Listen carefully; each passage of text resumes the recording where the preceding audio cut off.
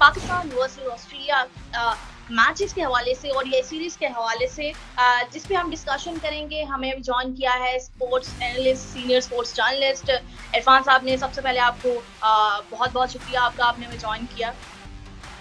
Thank you for having me जी, बहुत शुक्रिया तुम्हारा। हम बात करेंगे अभी पाकिस्तान की ओडीआई सीरीज के हवाले से पहले तो, फिर चैंपियंस ट्रॉफी की जानिब भी बढ़ेंगे। लेकिन आप बताइएगा पाकिस्तान की कल की जीत जो हुई वो कितना पॉजिटिव है पाकिस्तान क्रिकेट के लिए? देखिए, सबसे पहले खुशाइन चीज ये है कि बड़ी न्यूज ये है कि ऑब्वियसली पाकिस्तान ने 7 साल के टाइम के बाद ऑस्ट्रेलिया में विक्ट्री हासिल की है। और ऑब्वियसली सबसे पहले रिस्पॉन्सिबिलिटी तो आपके कैप्टन पे आती थी कि वो कुछ नया करके दिखाते, क्योंकि बाबर की कप्तानी में हमने देखा कि हम कहीं ना कहीं मोनोटोनस हो जाते थे और कंप्लेसेंट हो जाते थे। एक तो आउट करने के बाद जब हमें वो चाहिए होता था कि अटैक करना है, जिसे कहते थे किलिंग इंस्टिंक्ट चाहिए होती थी, वो कहीं ना कहीं लैग करती थी। जो अग्रेसिव कैप्टनसी की बात करते हैं वो कहीं ना कहीं लैग करती थी। तो ये रिजवान ने आके कुछ डिफरेंट करके दिखाया और मेरा ख्याल है कि इनके पास शायद कोई ऑप्शन थी भी नहीं, क्योंकि हमने देखा कि शान मसूद की कप्तानी के ऊपर भी बहुत बात की गई और शान मसूद के ऊपर भी ये कीट के बाद ये टैग लगा कि वो भी वन डायमेंशनल किस्म के कप्तान है, वो भी कुछ इनोवेशन नहीं करते। तो ये सारी चीजों को आई एम श्योर कि रिजवान देख रहे थे और रिजवान जानते थे कि मुझे डिफरेंट करना है, टीम को लड़वाना है, अग्रेसिव कप्तानी करनी है, तो मेरा सर्वाइवल का चांस है। अदरवाइज ये जो सब कुछ होता आ रहा है ये मेरे साथ भी होगा। तो रिजवान को सबसे पहले आप क्रेडिट देंगे ओबियसली कि उसने आके पहले मैच में भी अच्छी कप्तानी की। अगर वो कहीं पाकिस्तान विकेट ले जाता तो वो पहला मैच भी हम जीत जाते। और दूसरा, हम साजिद खान के ऊपर मैं जरूर कहना चाहूंगा कि साजिद खान ने जिस तरह आउट किए और एग्रेशन शो किया, और खासतौर पे उन्होंने ओडीआई कप, चैंपियन कप के फाइनल में भी आउट किए थे, तो साजिद खान भी एक ऐसा प्लेयर जरूर था। आज लोग आप बात कर सकते हैं स्टेलिंग पिचेस के ऊपर स्पिनर का ऐसा रोल नहीं होता, बट जिस तरह हमने देखा कि उनका जैम्पा आउट कर रहा है या वो दरमियान में आके कहीं ना कहीं बैट्समैन को ट्रबल करता है, तो साजिद खान भी मेरा ख्याल है कि आपको चैंपियन ट्रॉफी को नजर में रखते हुए, उसको माइंड में रखते हुए, तो साजिद खान को प्रिपेयर करना चाहिए था, आपको लेके चलते, क्योंकि वो एक ऐसा प्लेयर जरूर है कि जो आपको ओडीआई के अंदर भी बेनिफिशियल आपके लिए हो सकता है। तो बाकी coming back to your question, बड़ी शानदार विक्ट्री थी। हारिस रऊफ ने हमने देखा कि हमेशा जहां बॉल सीम और स्विंग करता है, कैरी अच्छा करता है, वो इंटायरली एक डिफरेंट बॉलर हो जाते हैं। तो जैसे ही सैड विकेट्स फिर हम देखते हैं कि उनको बेतहाशा रन होते हैं। हारिस रऊफ की क्रेडिट यहाँ पे हमें लगता है कि विकेट्स लेने की एबिलिटी है, दूसरी तरफ वो रन भी बहुत ज्यादा कंसीड करते हैं। वो रन लेने की, जो विकेट्स लेने का जो बेनिफिट होता है वो पाकिस्तान के फेवर में नहीं जाता। जैसा पहले मैच में भी आप देखें तो उन्होंने 3 आउट तो किए, लेकिन जैसे आउट करते थे साथ वो बहुत ज्यादा रन भी दे देते थे। तो उससे क्या होता था कि जो आपने बिल्ड करना होता है अपोजिशन पे, आप वो बिल्ड नहीं कर पाते और आपकी जो टीम है वो जो फ्रंट फुट पे आती है फिर 2 कदम पीछे चली जाती है। तो हारिस रऊफ ने कल अच्छी चीज क्या की, जहां उन्होंने विकेट्स ली उधर उन्होंने रन भी कंसीड नहीं किए और उसकी वजह से पाकिस्तान टीम को विक्ट्री में बहुत फायदा मिला। और ऑब्वियसली आप जब तीसरे नंबर पे आप बात करेंगे तो दोनों ओपनर की बात करेंगे, इन पे ऊपर बहुत प्रेशर था। हाँ जी, अब्दुल्ला शफीक के ऊपर बहुत प्रेशर था, कोई एक साथ सिर्फ एक सेंचुरी के कोई खास रन नहीं किए थे। इसी तरह साइम अयूब को ऑब्वियसली वो फखर को और इमाम की जगह पे रिप्लेस करके आए थे, तो उन पे बहुत प्रेशर था और बहुत बात की जा रही थी कि आपने इनको बिला बजा खिलाई जा रहे हैं, इनको इंडोर्स करी जा रही है, तो T20 का प्लेयर है और PSL की हद तक ये प्लेयर है।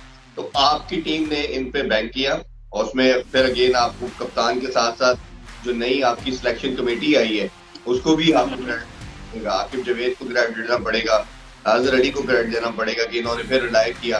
क्योंकि एक चीज समझ थी कि ये दोनों ओपनर बेशक रन नहीं कर रहे थे, एक चीज इनकी अच्छी थी कि आपको इनकी इंटेंट पॉजिटिव नजर आ रही थी। ये जो भी चीज करते थे आपको लगता था कि ये वो जो एक बात कहीं ना कहीं हम करते थे कि जी बाबर रिजवान की जोड़ी पाकिस्तान को विक्ट्री नहीं दिलवा पा रही, वो कहीं ना कहीं बहुत एक शेल में चले जाते। तो इन्होंने आके या फखर के ऊपर भी या इमाम सॉरी जब खेलते थे इमाम के ऊपर भी ये टैग आता था कि इमाम उस तरह तेज नहीं खेल पा रहे, तो इन दोनों ने जितने भी रन करते थे वो आपको लगता था कि कहीं ना ये पॉजिटिव इंटेंस के साथ कर रहे हैं। तो शायद मेरा ख्याल है इनके सर्वाइव होने की रीजन भी यही थी कि टीम मैनेजमेंट सोचा कि इनके साथ आप परसिस्ट करें और इनको एक और अपॉर्चुनिटी दें। और ऑब्वियसली जब इन्होंने कल खेला और कई दफा होता है कि 165 देखने में तो बड़ा टोटल नहीं है, ये टोटल ट्रिकी टोटल होते हैं कि आप क्या आपने रुकना है या अटैक की तरफ जाना है। तो ये आप देखिए 200 भी ऑस्ट्रेलिया ने फर्स्ट तो क्या था, 8 आउट हो चुके थे, तो इन दोनों ने बड़ा टैलेंट के साथ क्रिकेट खेली, बड़ी शॉट्स लगाई, और यही मिसिंग था पाकिस्तानी क्रिकेट के अंदर। तो जहाँ देखा 6 छक्के उसने साइम ने लगाए, 3 अब्दुल्ला शफीक ने लगाए, तो ये तो हम तो पाकिस्तान की टीम को छक्का लगाने ही भूल चुकी थी, खास तौर पे ओडीआई में। बिल्कुल भूल चुके थे जी।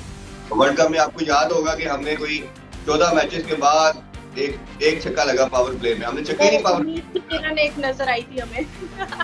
हाँ, तो वो एक अब्दुल्ला शफीक ने एक छक्का लगाया, तो जी बड़ी शुक्र का सांस लिया हमने कि हमने भी शायद छक्का लगा लिया। तो ये अब मॉडर्न डे क्रिकेट इवॉल्व होगी है, चेंज होगी है, आपने उसकी रिक्वायरमेंट को मीट करना है। तो ये बड़ा अच्छा साइन है कि आने वाले बच्चे जो हैं ये इस चीज को रियलाइज करते हैं कि अब हमने अगर सर्वाइव करना है, क्रिकेट खेलनी है, तो ये इसी तरह की खेलनी है। और ये मेरा श्योर पुराने जो हमारे प्लेयर हैं, जो सीनियर प्लेयर हैं, जिसमें आप नाम ले सकते हैं बाबर की, रिजवान की, बाकी 1-2 प्लेयर की, इनके ऊपर भी अच्छा प्रेशर है। इनको भी अब पता है कि अगर हमने क्रिकेट खेलनी है, अपने कैरियर के ऊपर लॉन्ग करना है, हमें इनके टैलेंट पे कोई डाउट नहीं है, बट ये प्रेशर पॉजिटिव वे में लेना चाहिए। उनको चाहिए कि अगर खेलना है तो हमने रन तेज करने हैं, कि अपना स्ट्राइक रेट को इम्प्रूव करना है। तो ये मेरा ख्याल है कि ये पाकिस्तान क्रिकेट के लिए बहुत ही अच्छी चीज है, शाइन चीज है।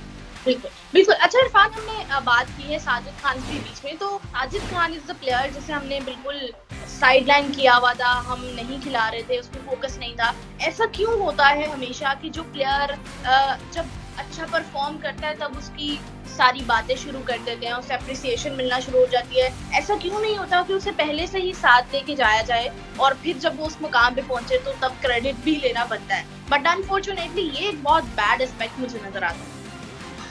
देखिए साजिद खान की अगर बात करें तो जब से यासर शाह ने आपको टेस्ट के अंदर आपकी टीम को बचाया था, तो उसके बाद साजिद और नुमान ही थे जिन्होंने आपको जो 2 साल के करीब विकेट दिलवाई। अच्छा, फिर साजिद खान ने बांग्लादेश में 8 आउट किए थे, पाकिस्तान को वो टेस्ट सीरीज जितवाई। जब उसके बाद वापस आए तो एक सीरीज ऑस्ट्रेलिया की सीरीज में उनसे आउट नहीं हुए थे उस तरह। तो उस टाइम से क्लाइम मुश्ताक कोच थे, तो उन्होंने कहा जी इसका जो नॉन बॉलिंग आर्म है ये मूव नहीं करता, इसका पाँव सही नहीं गिरता। रमीज राजा तो थे, वो चेयरमैन थे, तो उन्होंने इनको बाहर कर दिया। तो सबसे पहले तो मेरा ये और रिस्पॉन्सिबिलिटी, अगर कोई नॉन क्रिकेटिंग बंदा मिस्टेक करता है तो हमें दुख नहीं होता।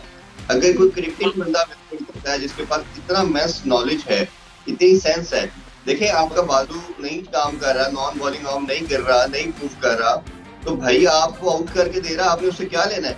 अगर आप अश्विन करें तो अगर के अश्विन का बाजू ठीक नहीं आता, भाई आउट करके दे रहा, आप बाजू हिला के क्या कर लेना है? तो ये कुछ इलॉजिकल बातें हैं, बड़ी इरेशनल बातें हैं। आपको एक प्लेयर परफॉर्म करके दे रहा था, आपको विकेट्स देके दे रहा था, अभी भी उसने आपको दोनों जो टेस्ट मैच नुमान और साजिद ने जितवाए, और साजिद ने 1% भी अपना एक्शन चेंज नहीं किया, उसी तरह ही उसने आउट कर दिए। बहुत शुक्रिया इरफान, आपने हमें अपना टाइम दिया और हम दोबारा आपको तंग करेंगे क्रिकेट पर डिस्कशन के लिए, डिबेट के लिए। Thank you so much.